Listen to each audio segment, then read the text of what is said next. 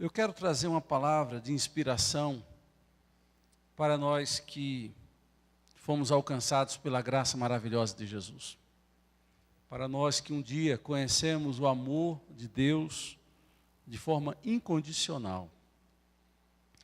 Para nós que vivemos cada dia na face da terra, sabendo que se Ele não nos abençoar, se Ele não nos guardar, não nos amparar, nós não conseguimos dar um passo sequer. É a graça de Deus que faz tudo em nós, porque um dia Ele nos chamou pelo nome.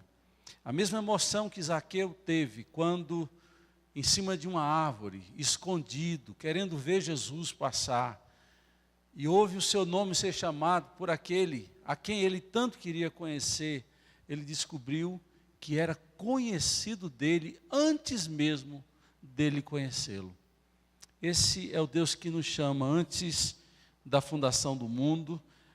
Quando nós ainda éramos pecadores, a Bíblia diz que Ele nos amou, e amou com amor eterno. Por isso que, porque dele, por Ele e para Ele são todas as coisas. É isso que Paulo diz em Romanos de uma forma muito categórica, porque dele, para Ele, por Ele são todas as coisas. Participar da ceia, ter a oportunidade de nos aproximar dos elementos significativos que revelam o que Ele fez por nós e aquilo que devemos fazer em contrapartida diante do que Ele fez por nós, é um exercício, um ato libertador ou libertário para cada coração, para cada vida. E eu quero então deixar uma porção bíblica, vai ser projetado, Marcos capítulo 3, se você puder abrir na sua Bíblia. É sempre bom, e volto mais uma vez a tocar nesse ponto, é sempre bom trazer sua Bíblia para a igreja, é sempre bom ler na sua Bíblia, por mais que você possa pegar carona na leitura daquilo que é projetado, mas o contato visual, o tato com a palavra, grifar sua palavra, fazer alguma observação à margem, é muito importante.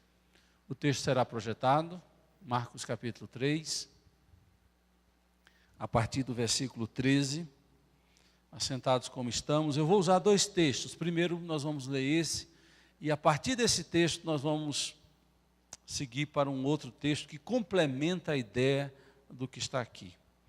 Diz a palavra de Deus: Jesus subiu a um monte e chamou a si aqueles que ele quis, os quais vieram para junto dele. Escolheu 12, designando-os apóstolos, para que estivessem com ele, e os enviaste a pregar, e tiveram autoridades para expulsar demônios, até o versículo 15. Depois ele vai dar um por um, nominalmente, quem são estes a quem Deus chamou. Eu gosto desse texto porque revela o que Deus faz por nós. Qual o propósito que Ele tem em nossas vidas. O que é que Ele espera de nós. Olhando para esse texto, vemos aqui um ato soberano, um ato de amor da parte de Jesus. Ele nos escolheu. Daí vem a palavra escolhidos. Quando Paulo fala de uma forma tão contundente, questionando, fazendo uma pergunta aos principados e potestades, aos Césares da vida, aos homens investidos de autoridade, quem intentará acusação contra os eleitos, os escolhidos de Deus? E ele complementa: é Deus quem os justifica, quem os condenará? De fato, quando Deus nos escolheu e nos chamou para Ele, algo maravilhoso aconteceu aí. E o mais maravilhoso do ato da escolha de Deus em chamar o nosso nome para Ele, é que ali a revelação do amor de Deus nunca esteve tão forte. E por que eu falo isso? Porque qual a virtude, qual o benefício, qual o mérito que há em nós? que somos pecadores, portanto, indignos de merecer o amor, o favor e a graça alcançada. Qual o mérito? Nós somos, desde que nascemos, ou antes disso, pecadores, desde o ventre da nossa mãe. Davi vai dizer, em pecado me concebeu a minha mãe. Nós herdamos uma natureza que nos faz ser natimortos espiritualmente. Mas Deus, na sua infinita graça, olhou para nós com misericórdia. E Paulo vai dizer em Efésios, e a nós que estávamos mortos pelos nossos delitos e pecado, Ele nos deu vida em Cristo Jesus. Ele escolheu, Ele chamou a quem Ele mesmo quis. Ao mesmo tempo que o amor de Deus, a misericórdia de Deus são ressaltados, quando nós falamos do ato de Deus nos escolher, a nossa miséria também é ressaltada. Porque se você olha para você hoje, que já está melhorzinho, que já está tentando andar com Ele, conhecê-lo, amá-lo, se você olhando para si, se descobre ainda tão imperfeito, ou tão imperfeita, imagine antes de conhecê-lo, como era a sua vida. E olhe, preste atenção, se hoje você que está um pouco melhor, ou que está em processo de crescimento e modificação, ainda se acha indigno do amor e da misericórdia de Deus, imagine quando você não o conhecia, não amava, não o servia, não o obedecia. Imagine. E aí, queridos, fica claro.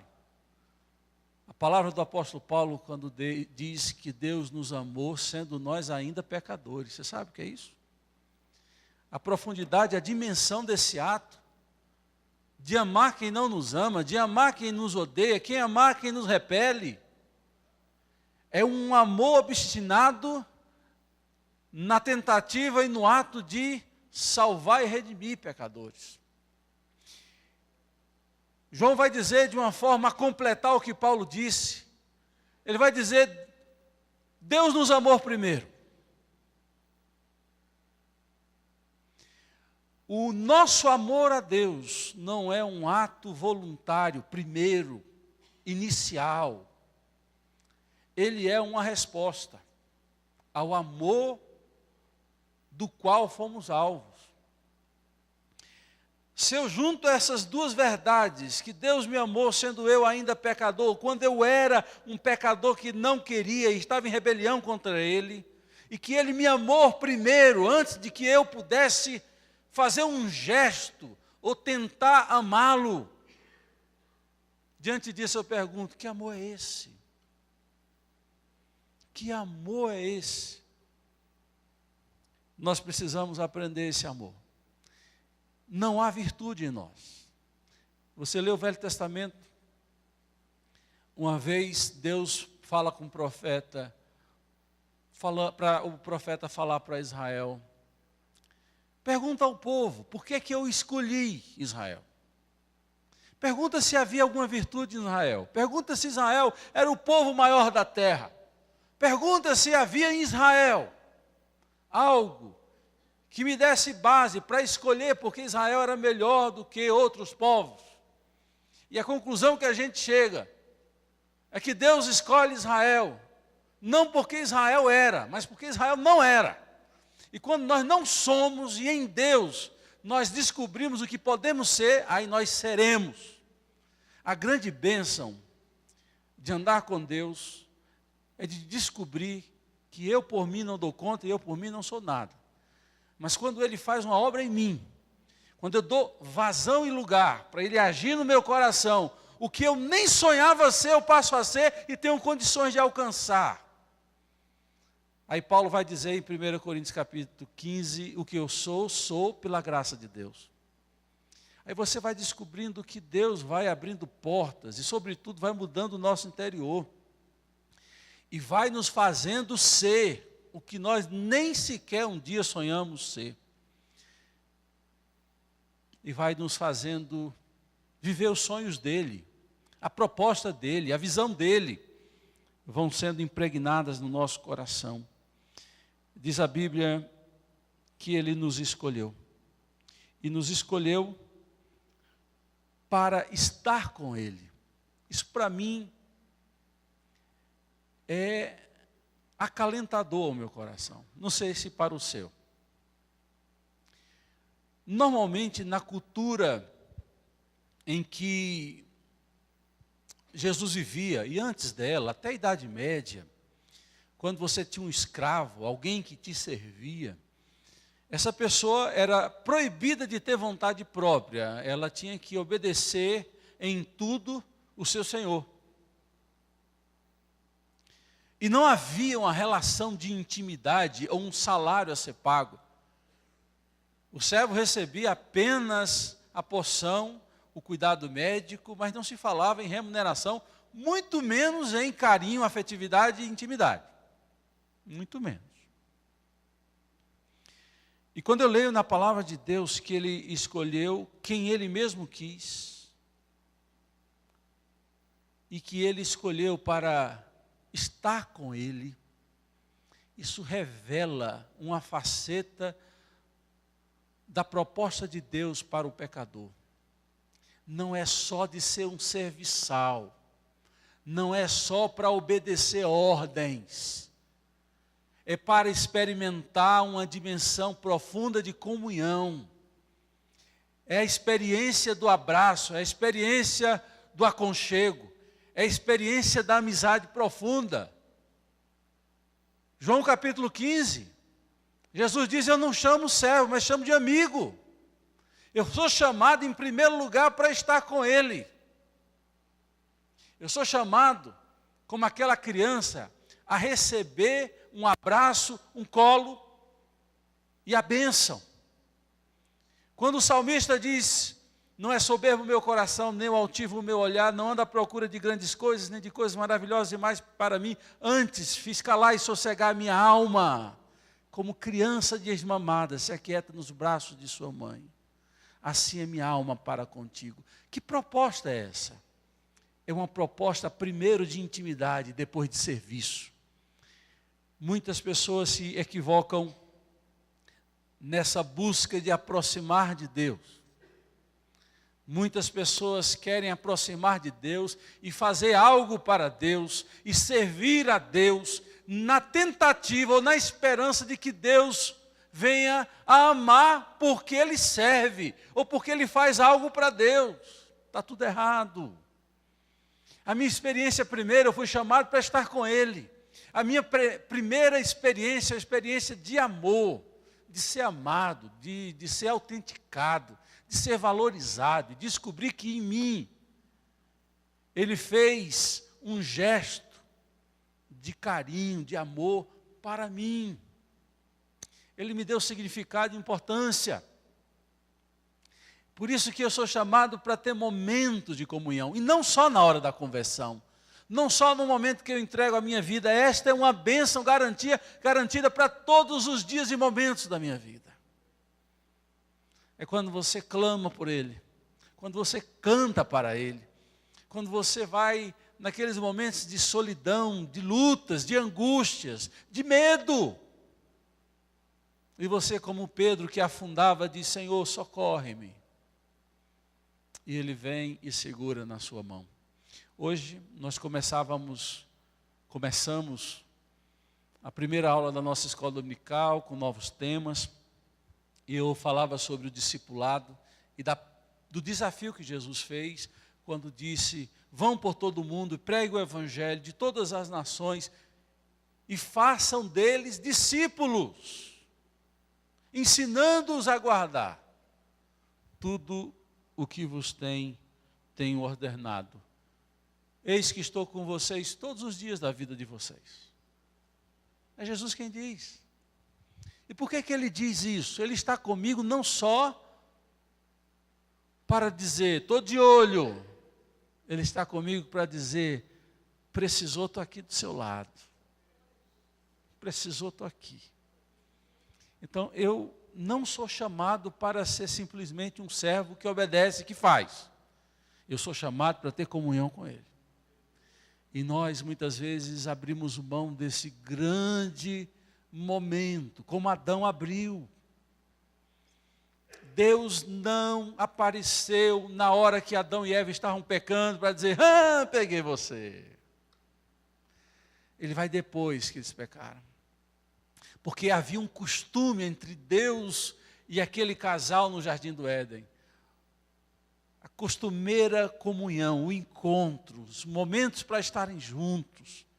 E quando Deus aparece, Adão e Eva estão se escondendo por trás de árvores. Estão com medo, estão envergonhados, estão ali descobertos na sua nudez espiritual. E eles perdem a bênção dessa grande comunhão, essa dádiva de poder estar na presença de Deus, tirando dele o máximo que podemos tirar. Marta e Maria puderam viver isso, uma positivamente, outra negativamente. Uma servindo ao máximo, dando tudo de si, mas não tinha tempo para estar com ele. Outra, recebendo aos pés de Jesus, ouvindo seus conselhos, sendo fortalecida nele, para depois servir. Eu sou chamado para estar com ele. Subiu ao monte e chamou aqueles que ele quis, os quais vieram para junto dele. Eu sou chamado para estar com ele. Segundo, eu sou chamado para pregar a palavra. Eu sou chamado para divulgar aquilo que eu recebi. Eu sou chamado para contar como Deus teve misericórdia da minha vida e me alcançou. E eu falava na sala hoje, é mais fácil evangelizar do que discipular. Mas eu não sei a palavra, não há problema. Jesus conta, aliás, é contado nos evangelhos, o momento em que Jesus pega um barco, atravessa o mar da Galileia para libertar um homem cativo de demônios, que tinha em si uma legião de demônios. Tanto é que ele disse, legião, meu nome é legião porque somos muitos. Jesus enfrenta uma tempestade, chega ali, liberta aquele homem, dá sentido e significado à vida daquele homem, transforma a vida daquele homem que vivia nos sepulcros, buscando a morte, havia se cortado várias vezes, é um processo de definhamento, pessoas que escolhem caminhos e rotas, que eles estão morrendo nas escolhas dele, não é simplesmente uma escolha, é escravidão. E ali estava aquele homem, andando de dia e de noite, nu, por todos os lugares. Um homem que estava se matando aos poucos, um homem que procurava as trevas, o anonimato, o distanciamento, um homem que estava ali sofrendo tanto. É esse homem que Jesus vai ao encontro. E ele o liberta das garras opressoras e mortais do inferno, dos demônios. E quando ele faz isso, ele diz que nós temos essa mesma autoridade. Autoridade de pregar o evangelho e de libertar cativos. Quando esse homem é liberto, Jesus entra no barco, e quando ele está já se preparando para atravessar o mar da Galileia, que não é um mar, abro um parênteses, não é um mar, é um grande lago, que tem 13 quilômetros de largura e 23 de comprimento.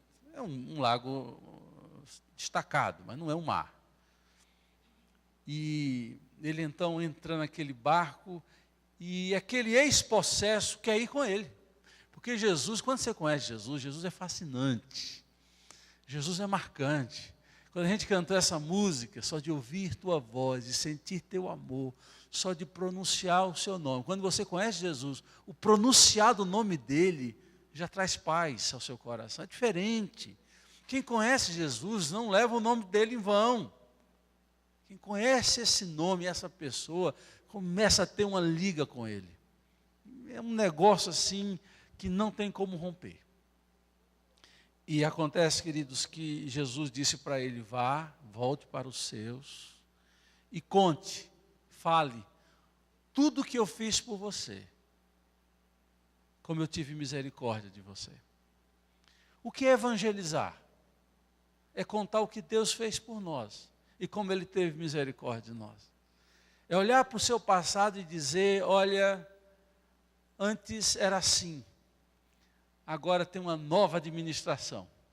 A carcaça é a mesma, o ambiente é o mesmo, meu coração, mas há um administrador, nova direção na minha vida. E Ele teve misericórdia, Ele entrou com providência, Ele entrou com amor, com direção, sentido, e fez uma obra aqui dentro. Todo aquele que passou por essa obra pode contar isso. Não há mistérios. Não há mistérios. Diz a palavra então que Ele depois chamou esses discípulos para anunciar a palavra. Escolheu 12, designando apóstolos para que estivessem com Ele e os enviaste a pregar. Todos nós somos pregadores. Ninguém pode dizer: pastor, eu não tenho um dom de evangelista. Ninguém.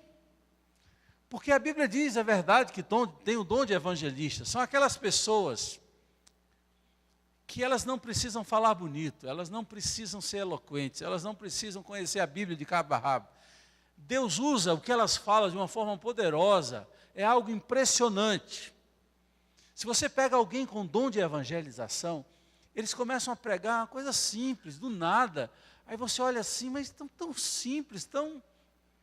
Aí eles chamam uma pessoa para decidir por Jesus e pessoas vão. Aí você olha assim, uai, não precisou ser um sermão bonito. E as pessoas se convertem. Eu estava em Belo Horizonte estudando ainda nessa época, eu era seminarista. E um seminarista me contou uma história, não sei se aconteceu de verdade, de que um casal da igreja dele foi para o interior, uma cidade pequenininha. E lá no interior, ele procurou uma igreja presbiteriana para ir, não tinha, eles vamos, qualquer uma que tiver. Aí entraram lá numa igrejinha pequena, aí tinha um pastor lá, que nas suas dificuldades, uma delas era o português. Quem manda o português ser tão difícil? E ele começou a pregar, e ele falava assim: é um mistério, irmão. Mistério. Quando ele falava de Deus alguma coisa, é um mistério. Aí aquele irmão cutucava o outro: mistério? Está falando errado. E ele fazia uma afirmação e lá vinha: é um mistério de Deus.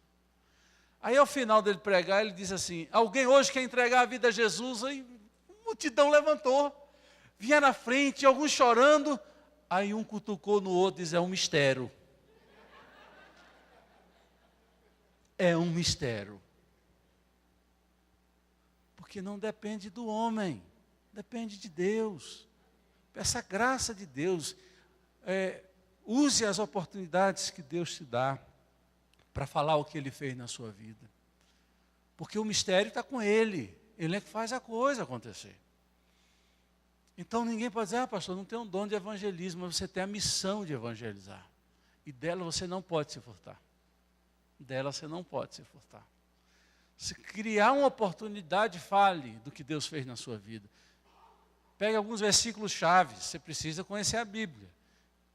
Textos que falem do que nós éramos, que somos pecadores, que estamos mortos e precisamos nascer de novo, e só tem direito ao céu quem nasceu de novo. E ao nascer de novo, nós vivemos uma vida nova para Deus, e esperamos a sua vinda, para morar com Ele no céu eternamente, porque Ele nos salva desse jeito. Se você entendeu isso, você pode falar isso e contar a sua história, do que você era e o que você é agora. Agora, se você contar uma história e dizer: eu era, e quem está ouvindo, não, mas você continua do mesmo jeito, aí para com a história. Porque ainda não houve salvação nessa casa. Nós somos chamados para estar com Ele, nós somos chamados para pregar a palavra dEle, e nós somos chamados para usar a autoridade que Ele nos dá. Diz aqui: e a repreender demônios. Tem muito crente com medo de demônio. Eu já vi alguns crentes que dizem assim: eu não gosto de falar nessas coisas, pastor. Não gosto. Aí alguns chegam a dizer: é perigoso. Perigoso é Jesus. Ou você não sabia disso? Perigoso é Jesus. O diabo tem que ter medo de Jesus. E ele tem. Quando, no caso da expulsão do Gadareno, dos demônios que estavam no Gadareno, eles gritavam e diziam: vieste nos atormentar antes da hora. Essa é uma deixa, o pastor Jeremias um dia falou e abriu meus olhos. Por que antes da hora? Porque a gente sabe que os demônios serão julgados no último dia, estarão em prisão perpétua, sofrendo. E quando Jesus chega com seu poder e com a palavra de autoridade, os demônios sofrem, porque o fogo de Deus começa a queimar. Vieste nos atormentar antes da hora. Jesus, só um pouquinho. A autoridade do nome de Jesus. A obra que Jesus nos deu, fez por nós, é uma obra tremenda. E a autoridade que Ele nos deu, Ele nos dá autoridade para também limitar e vencer as obras do diabo. Quando você lê o Evangelho de João, João vai dizer: para isso se manifestou o Filho de Deus, para destruir as obras do diabo. Você já leu isso na Bíblia? Destruir as obras de morte e do pecado e destruir as obras que ele faz na mente e no coração das pessoas. A autoridade no nome de Jesus. Você precisa aprender isso, sabe? Você precisa aprender a entender que há movimento das trevas contra a sua vida e você dizer: espera aí, eu tenho que orar. Orar e usar autoridade contra os demônios. Outro parêntese. A gente precisa aprender a lidar com as coisas, né? Eu tenho autoridade sobre os demônios. Que isso fique muito claro. Porque tem muito crente achando que tem autoridade sobre Deus. Estão decretando e, tem outra palavra, determinando. Tem pastores ensinando que o crente tem que determinar para Deus. Aí parece que ele tem autoridade sobre Deus. Ele determina e ele decreta. Rapaz, esse negócio de decreto, só gente poderosa que faz. Aí tem muito crente achando que pode decretar. Você não pode nada, cara pálida. Você só tem autoridade sobre os demônios. E a autoridade que você tem é dele. Muitos falam: ide por todo mundo e pregai o evangelho. Qual o versículo que vem antes? Toda autoridade me foi dada nos céus e na terra. Ide. Se você for sem a autoridade dele, você está perdido. Até para pregar o evangelho é com a autoridade dele. Para viver o evangelho com a autoridade dele. E muitos estão banalizando o nome de Jesus. Toda coisa é em nome de Jesus. Em nome de Jesus. Em nome de Jesus. Isso é muito sagrado para ficar toda hora. Vira clichê. Clichê e chavão é aquilo que a gente fala sem ter o sentido daquilo, virou algo comum. Então a gente tem que usar a coisa na hora certa. Com zelo. Com autoridade. Você faz um documento, depois você assina. Você não fica assinando tudo, toda hora. Dá o papel aí. Aquela assinatura que dá autoridade para dizer que tudo que está ali escrito tem valor. Porque eu assinei. Antigamente era o anel. O sujeito vinha com um anelzão assim na cera quente, era o selo. Principalmente o selo real, de uma autoridade. Tinha muito peso. O peso hoje está no nome de Jesus. Na obra que ele fez na cruz do Calvário.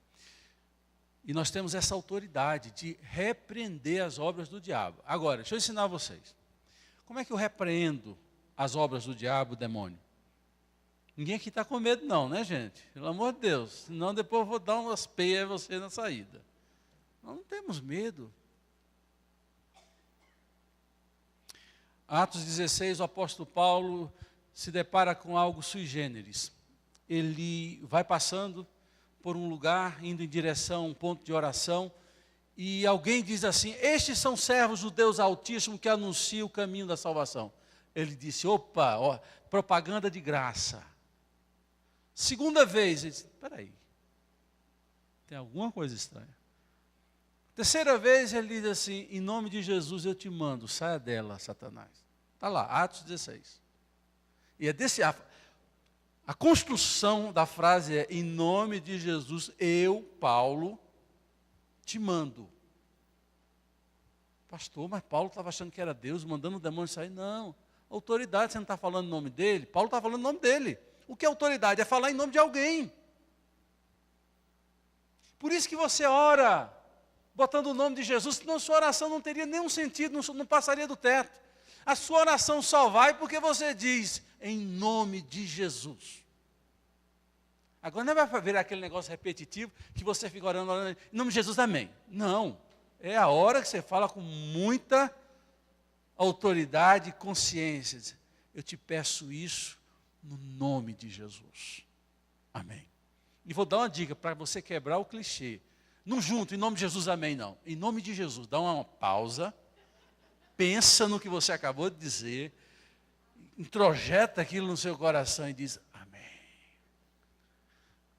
Tem significado, tem peso. A coisa parece, olha, não parece, a coisa toma um peso, uma gravidade maior quando você faz desse jeito. Da mesma forma, a autoridade que você faz para repreender demônios. Não precisa ter uma pessoa possessa para você expelir demônio, repreender demônio. Você sente que o clima está hostil, que a confusão está grande, que o aperto financeiro está grande. Pode ser, ninguém pode dizer que é. Nós também não somos daquele que diz que tudo é demônio. Mas você pode dizer, em nome de Jesus, preste atenção. Tem muito crente orando, usando a autoridade de forma errada. Tem muita gente dizendo, Senhor Jesus. Senhor, manda esse demônio sair. Tu és poderoso para vencer o demônio. Manda esse demônio embora, Pai. Isso é uma oração, isso não é uso de autoridade. Autoridade é algo que você recebeu dele, você não pede mais a ele, já está em suas mãos. A autoridade já está sobre você, que tem o sangue de Jesus sobre sua vida. Você que arrependeu-se dos seus pecados, que anda com ele, que depende dele na sua misericórdia. Já está com você, ele te deu. Então você vai dizer, Satanás, você tem agido aqui. Você está falando com Satanás, você não está orando a Satanás, você está dando ordem. Repreender é falar com ele mesmo. Você não pode pedir a Deus, porque se Deus já te deu, cabe a você usar a autoridade. Satanás, você tem agido aqui. Eu tenho visto que você tem colocado pessoa contra outra. Você tem levado fulano de tal à brutalidade com seu irmão. Eu te repreendo. Largue a vida e a mente dele agora. Você não pode agir aqui. Eu te ordeno que saia daqui, em nome de Jesus. Você viu que você não pediu nada a Deus. Você usou a autoridade que ele te deu. E eu falo isso porque nós somos chamados a ter autoridade sobre os demônios. Está aqui na palavra. Para evitar que muitos crentes achem que têm autoridade sobre Deus e comecem a decretar. Eu decreto que amanhã vai acontecer isso. Eu determino. Diz, caba, mas tu tem coragem para falar um negócio desse. Eu não tenho. Eu posso dizer, eu creio, Senhor, que tudo é possível. E que nada é impossível para ti. Eu sei que o Senhor pode, basta o Senhor querer. Ou pode dizer, eu creio, mas ajuda-me na minha falta de fé. Senhor, eu deposito em tuas mãos a minha esperança e espero no Senhor. Aí você pode dizer, Senhor, eu creio, que sei, que verei a tua mão agir na minha história, espero no Senhor. Os crentes desaprenderam a dizer se Deus quiser. Os crentes dizem assim, vai acontecer isso em nome de Jesus. Os crentes não falam mais se Deus quiser. Você precisa ler Tiago. Tiago diz assim, quando você for para alguma cidade, fazer um negócio, não diga, irei, amanhã irei. Diga, se Deus quiser, amanhã irei e voltarei. É a Bíblia que ensina isso. E o se Deus quiser é uma submissão à vontade de Deus, que tem sua repercussão na oração do Pai Nosso e na oração que Jesus faz no Getsêmani. Quando a oração do Pai Nosso, nós somos chamados a dizer que seja feita a tua vontade, assim na terra como no céu. Eu estou dizendo, é o que o Senhor quiser. Quando Jesus está no Getsemane e ora, Pai, o meu desejo é que esse cálice seja passado de mim, mas não seja feito como eu quero, mas como tu queres, como o Senhor quiser. E me lembro de um outro exemplo.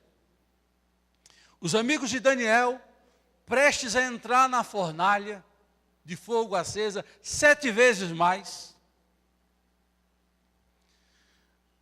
O rei insiste, se curvem diante de mim, se curvem diante da imagem, e nada acontecerá com vocês. E alguém diz assim, fica sabendo, Nabucodonosor, que se o nosso Deus a quem servimos quiser, está lá, Ele nos livrará das tuas mãos e da fornalha de fogo aceso. Se não quiser, nós iremos para a fornalha de fogo aceso e vamos fazer uma vigília lá dentro. Tem muitas pessoas que dizem que quando alguém diz, seja feita a tua vontade, ou se Deus quiser, é relutância, é medo, é dúvida. Depende do coração, claro. Mas a Bíblia ensina a dizer, se Deus quiser. A Bíblia ensina a dizer, seja feita a tua vontade, assim na terra como no céu. E a Bíblia ensina o nosso coração estar preparado para receber o que Deus quer e o que Deus não quer.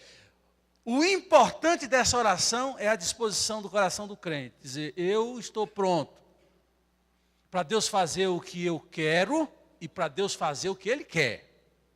Porque tem muito crente que só está preparado para Deus fazer o que o crente quer.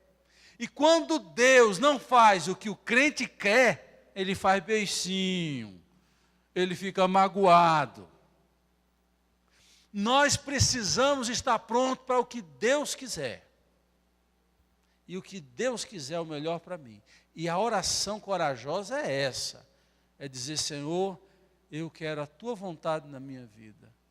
Agora, quando a minha vontade bate com a vontade de Deus, é o melhor dos mundos. Para que a minha vontade bata com a vontade de Deus, eu tenho que andar em sintonia com Deus, em comunhão com Deus.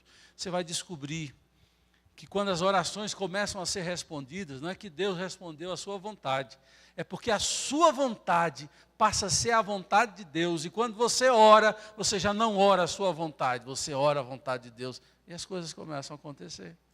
E a gente fica na nossa teimosia infantil, teimosia infantilizada, muitas vezes carnal, de querer aquilo que aos nossos olhos parece bom e parece certo. E nós estamos pedindo mal. E ao pedir mal, Deus não tem obrigação nenhuma de fazer o que eu quero. Ao pedir mal, Deus não tem obrigação nenhuma de fazer o que eu quero. Às vezes, na concessão dele, Deus até permite que você faça uma oração, esperneie, bata a perna, você quer? Eu vou deixar fazer, para que a gente aprenda, agora com a dor. Mas quem anda com ele, prefere obedecer do que sofrer.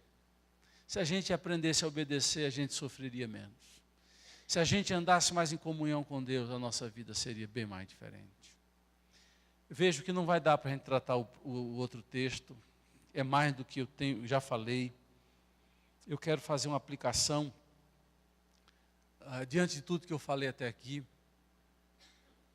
Você entendeu que o propósito de Deus na sua vida é de proporcionar uma relação duradoura, de profundo amor e amizade?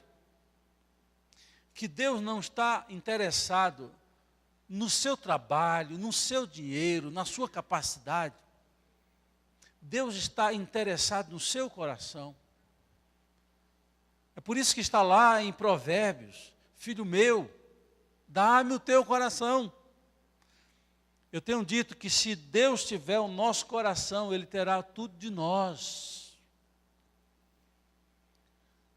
Agora, depois disso, depois de viver uma vida estando com Ele, não só na conversão, mas cotidianamente,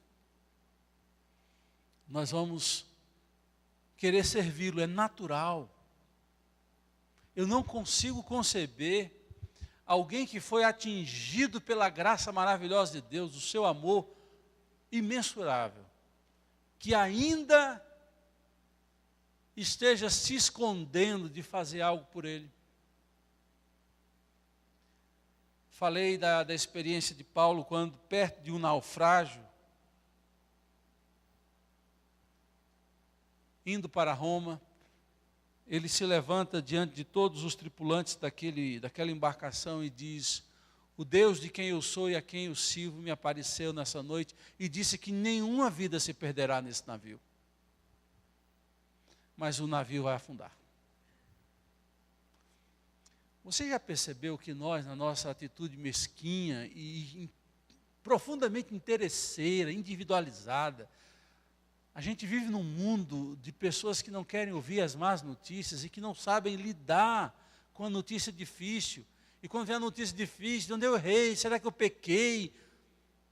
As pessoas não entendem que as dificuldades podem vir para o nosso bem. Pastor, aí o senhor está pegando errado, na Bíblia não diz isso. Como não diz? Jó, tudo que aconteceu com Jó foi para o mal dele? Claro que não. Até o filho pródigo que foi comer comida de porco e parou dentro de um chiqueiro, foi para o bem dele. De outra forma ele não voltaria. Então a gente tem que aprender a lidar.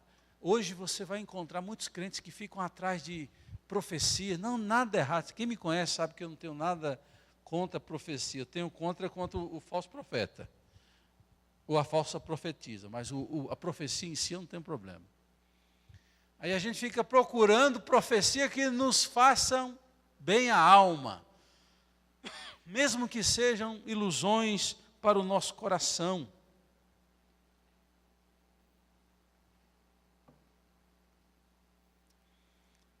Principalmente quando a gente acha alguém que profetiza só o que é bom ao nosso respeito. Aí quando você acha alguém que profetiza só o que é bom ao nosso respeito, aí você vai dizer: esse é o homem de Deus, essa é a mulher de Deus que eu procurava a minha vida toda. Paulo diz assim: o Deus de quem eu sou e a quem eu sirvo me disse que nenhuma vida se perderá, mas o navio vai afundar. Ah, não! Eu vou perder tudo. E a gente aprende a dar glórias e louvores a Deus quando a gente perde tudo e ganha a vida. A gente está muitas vezes apegado à matéria, às coisas, ou coisificando pessoas. Eu sou chamado a estar com Jesus. Eu sou chamado para pregar o Evangelho, a contar o que Ele fez na minha vida. Eu sou chamado a exercer autoridade sobre demônios e não sobre Deus. E quando eu faço isso, eu estou me enquadrando aos propósitos de Deus. Eu estou me enquadrando naquilo que Ele tem determinado para mim.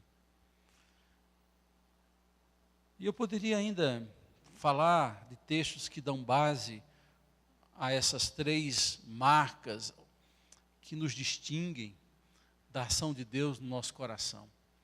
Mas entendo que vocês entenderam perfeitamente o que eu quis dizer. Então não abra mão da comunhão com Deus, esteja com Ele. Não abra mão de conhecer a palavra de Deus, de pregar a palavra, de contar o seu testemunho. Você foi chamado para isso. E você foi chamado para não ser capaz do diabo. Você foi chamado para resistir o diabo e vencê-lo. Então, primeiro, não tenha medo. Não fale dele toda hora. Não faça propaganda dele. Mas saiba que existe uma autoridade sobre sua vida. Termino. Eu conheci um pastor chamado Almir Guimarães. Quando eu o conheci, já era velhinho. Eu não vou dizer a idade dele, senão alguém assim: pastor velhinho com essa idade? Eu estou todo vapor. E ele era baptista, ele não era nem batista, ele era baptista, daquela época que batista era escrito com PH. Tradicionalíssimo, resolveu de abrir uma igreja na Rocinha, lá nos idos de 50, final de 50. E lá a coisa é pesada. Ele começava o culto, aparecia alguém possesso na igreja dele, baptista que era, não sabia lidar com aquelas coisas. Todo mundo ficava assim, apreensivo, porque alguém possesso na igreja e eles não sabiam lidar com aquilo. E o demônio dizia assim, eu só saio se cantar o hino tal. Eles obedeciam. Eu só saio daqui se ler o texto tal. E os crentes obedecendo. É aí nessa hora que os crentes resolveram orar, jejuar e pedir misericórdia a Deus. Senhor, o que é que nós fazemos? E eles começaram a orar, a se humilhar, a buscar Deus. Aí um belo dia, o demônio entra na igreja, na vida de uma pessoa e diz assim, deixa eu ir embora. Aí a luzinha acendeu, disse, olha, antes ele chegava e dizia que queria ouvir o hino tal, o texto tal, agora ele está pedindo para ir embora. Porque ele estava agora debaixo de autoridade, de crentes que estavam investidos de autoridade e que estavam cheios da graça e do poder de Deus e podiam ali agora repreendê-los. Entendendo que eles tinham autoridade. Ah, o pastor, agora você não vai não. Agora não. E Deus foi abrindo, dando discernimento para aquele homem, para ele descobrir a autoridade que estava no nome de Jesus. E ele começou um grande trabalho nessa área. Ele teve que sair da igreja batista, porque a igreja batista, a baptista era muito tradicional. Para a igreja batista, o demônio só agia fazendo tentações. O resto, ele não fazia mais nada. E ele então iniciou um ministério muito operante, muito forte, com uma característica de alguém que tem uma formação teológica, sem muito escândalo, sem fazer entrevista com o diabo na frente de culto, sabendo fazer a coisa certa e usando a autoridade. Daquele dia em diante, ele aprendeu que todo crente é revestido de autoridade para vencer as obras do diabo. É dele a história, que diz que um belo domingo ele estava em casa, depois de comer aquela macarronada.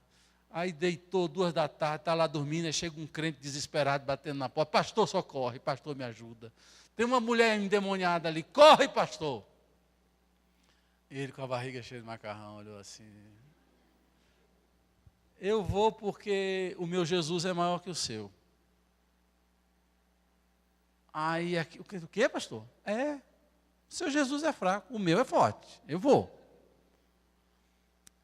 Aí depois que ele chegou lá, o demônio, vem você, pastor, com essa barriga cheia de macarrão. Ele diz, olha, com macarrão e sem macarrão, você vai sair da vida dessa pessoa agora, em nome de Jesus. Sai! Tu! Saiu. Aí o crente diz assim, pastor, da próxima vez, o meu Jesus agora é forte igual o seu. O senhor não precisa vir mais não. Não é só o pastor. Todo aquele que de fato recebeu Jesus na sua vida como Senhor, tem direito ao colo, tem direito a falar em nome dele, tem direito a exercer autoridade. Que você abrace isso, que você saiba disso, que você experimente isso, que você vivencie isso. Isso faz todo sentido. Vamos orar.